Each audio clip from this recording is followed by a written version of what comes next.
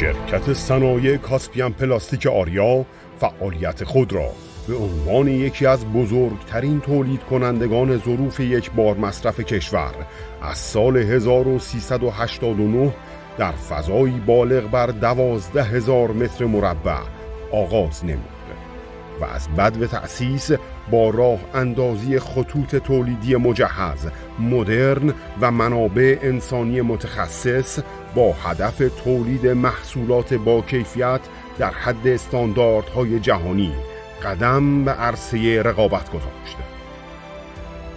آنچه کاسپیان پلاستیک آریا را خوشنام و ماندگار نمود، ثبات در کیفیت محصولات و عرضه محصولات متنوع با رعایت استانداردهای ملی و فراملی است. شرکت صنایع کاسپیان پلاستیک آریا با دارا بودن فضای استاندارد و بهداشتی تولید، همگام با تکنولوژی روز دنیا و با استفاده از تکنیک‌ها و روش‌های علمی مدیریتی، تحقیق، توسعه و آموزش، توجه مسئولانه به نیاز مشتریان در کنار پرسنل همراه و خانواده‌ای همدل و منسجم، حضوری قدرتمند در بازارهای داخلی و بین‌المللی دارد.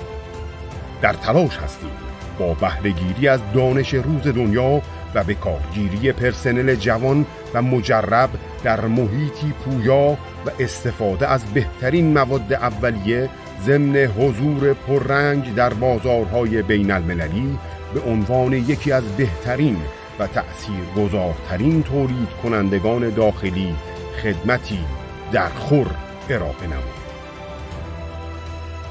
پاسداشت عناصر طبیعی و احترام به محیط زیست در تمامی مراحل فعالیت در دستور کار ما قرار دارد. شرکت صنایع کاسپیان پلاستیک آریا در صدد است تا در 5 سال آینده با نگاه علمی و رعایت اصول مشتری مداری از طریق نوآوری و ایجاد تنوع در زمینه تولید ظروف یک بار مصرف با اشراف کامل بر بازارهای داخلی و منطقه‌ای به عنوان یکی از سرآمدترین شرکت‌های تولید کننده ظروف یک بار مصرف مطرح گردد. تأمین، تولید و عرضه محصولات یک بار مصرف بهداشتی و با کیفیت بر اساس استانداردهای جهانی. نوآوری در حوزه طراحی و تولید ظروف یک بار مصرف منطبق بر نیاز بازار و سلیقه مشتریان.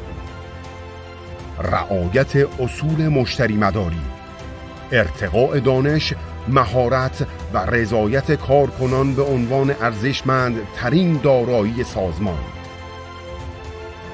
کمک به ایجاد بازار رقابتی سازنده با سایر تولید کنندگان.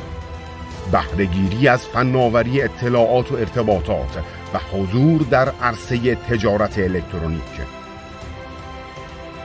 توجه به منافع ملی بر اساس مسئولیت اجتماعی و ارزش‌های انسانی.